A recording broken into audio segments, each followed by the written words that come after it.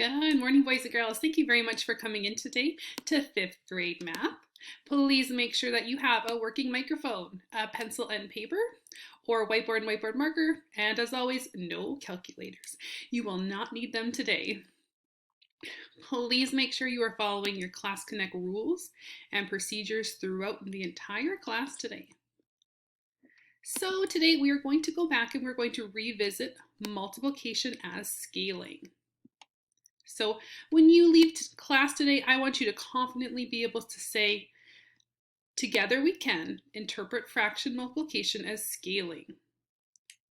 So we're really going to focus today on 13a, comparing the size of products without multiplying. So no calculators, no multiplication. We're just going to be looking at both factors and what they do to one another when we multiply them and one is a fraction.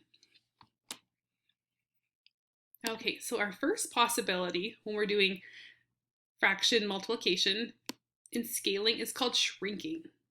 So let's take a look. We have 2/5 times 4, or how I like to say it, 2/5 of 4. So 2/5, 2/5, 2/5, 2/5. There's 4 of them here. You can see by this image that it's not going to equal a full 4. We have fraction bars here left empty. And that's because when you multiply a whole number by a fraction that's less than 1, and that's our 2/5 here, your product is going to be less than the whole. We are only taking a little portion of that fraction, 2/5. So 2/5 of 4 is never going to equal more than 4. So we call this shrinking. It's getting smaller.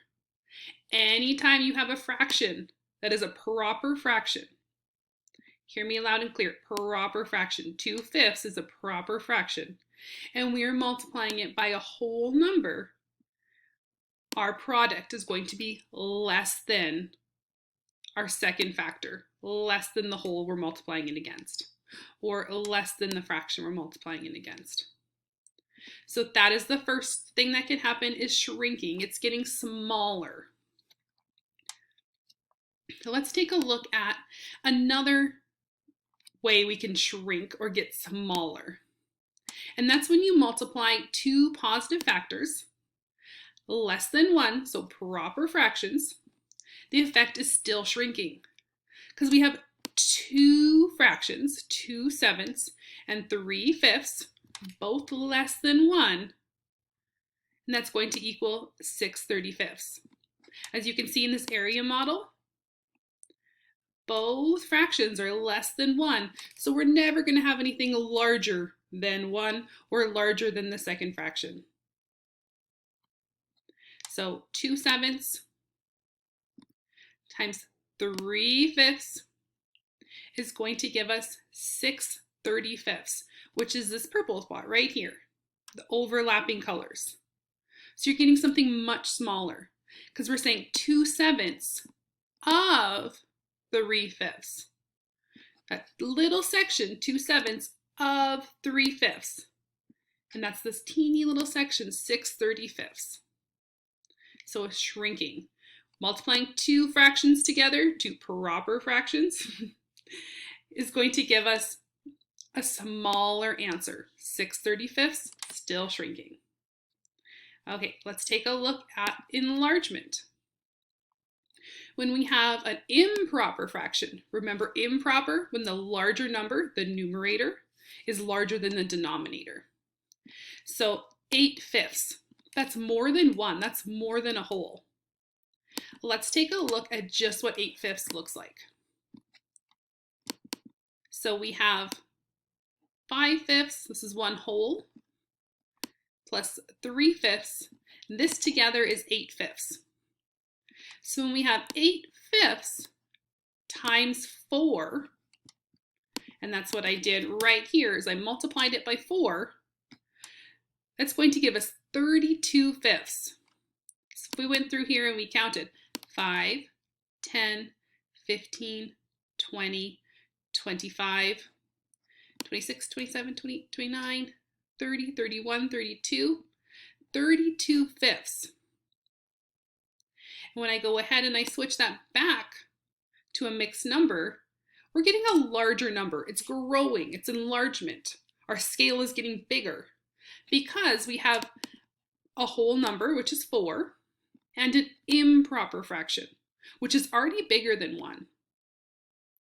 So when you multiply a positive number by a positive factor greater than 1, right here, 8 fifths, the scaling effect is enlargement. Okay, if it's bigger than 1, it's getting bigger. If it's improper, it's going to get larger. When it's less than 1, it's going to get smaller. We're going to shrink. The other results that we could come to for scaling would be remains the same. So we have the same 8 fifths here, times 1 is going to get 8 fifths. It doesn't change. It's just like regular multiplication. When you multiply anything by 1, it is one group of 8 fifths is still 8 fifths. So when you multiply a fraction by a whole number, the fraction remains the same. So those are your 3 options. Gets larger, enlargement, gets smaller, shrinking, or remains the same. So we should be able to look at any fraction problem and just look at the numbers themselves and be like, okay, 8 fifths times 1 is going to remain the same. Really take a look at those numbers. Let's do a little pulse check here. I don't want you multiplying anything. I would like you using your polling tools. Your answers are hidden, so only I can see them. So go ahead, let's take a look at this. Without multiplying the problem below, which will have a product of less than 2? Less than. Smaller than 2. So we're looking for shrinking. So let's take a look. A, 2 times 5 fifths. B, 2 times 8 fifths. C, 2 times 3 fifths. Or D, 2 times 6 fifths. I'll go ahead and I'll give you about 30 seconds to get your answers in, and then we'll go over this as a class. Alrighty, I see all your answers are in. Let's go ahead and let's just break this down because I still see some mixed results.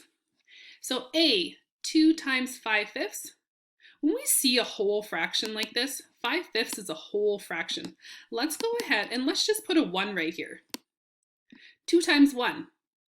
Remember back earlier when I was talking about multiplying by 1? If you're multiplying by 1, it stays the same. So product less than 2? Nope, A is not our correct answer. B, 2 times 8 fifths.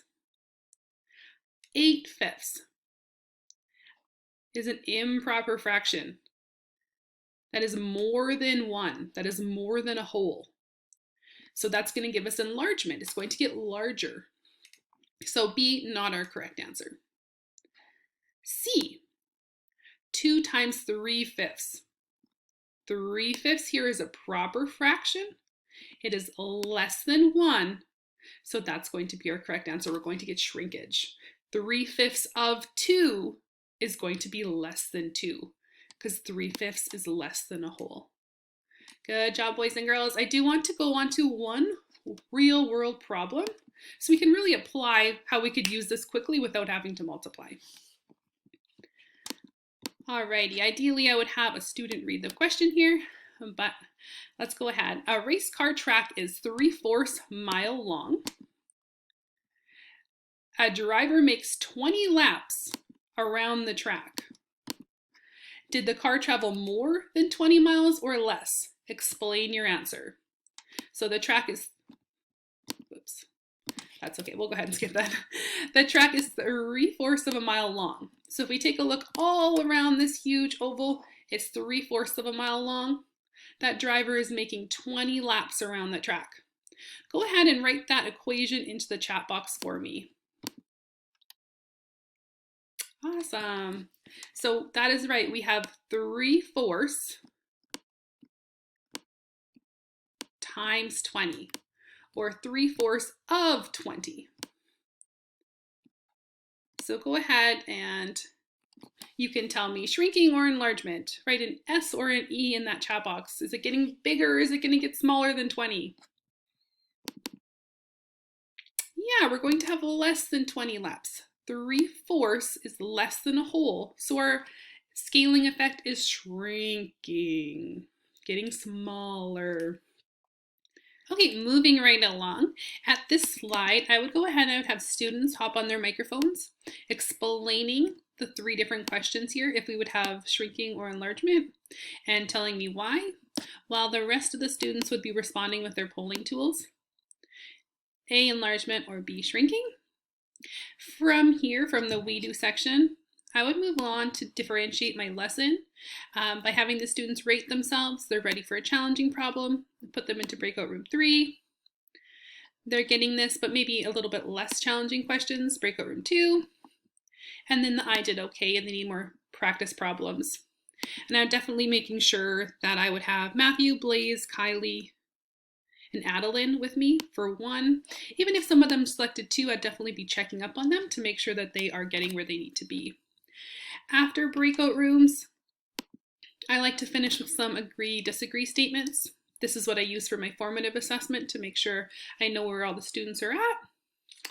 And then 1 more self-assessment before we call it quits. Going back to our objective, seeing if they can successfully restate that I can statement, and then participation. All right, thank you very much for watching my lesson.